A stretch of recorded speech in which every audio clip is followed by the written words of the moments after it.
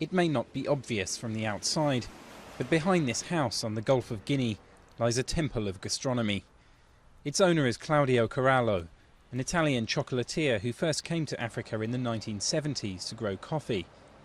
For the past 18 years he's lived here in Sao Tome, turning the island's native cocoa into gourmet chocolate. Our chocolate, our 100% range, is not black and it's not bitter.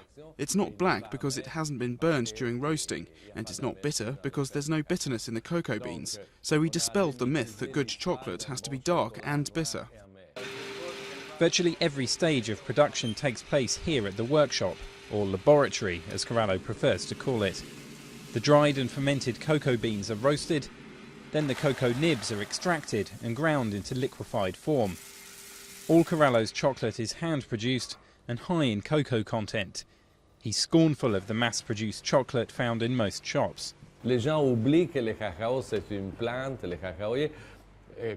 People forget that cocoa is a plant, like an olive or a vine. So you need good land, you need experience, care, all that. People often talk about cocoa as if it was something that magically appears in shops in Europe.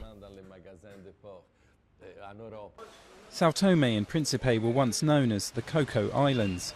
Cocoa trees cover a third of the country and it's still the main export. But Corallo's is the only company to actually manufacture chocolate here. And while this might sound like a dream job for those with a sweet tooth, it hasn't always been plain sailing. In this part of Africa, it's never easy because you have to import everything, spare parts, boxes, wrapping and so on. But the advantage is that we're in the plantation. Corallo's devotion to his craft has allowed him to turn Sao Tome's bountiful resources into saleable products. As the country seeks to grow its tiny economy, that's an example others hope to emulate. In time, perhaps the taste of the Cocoa Islands will be better known across the world.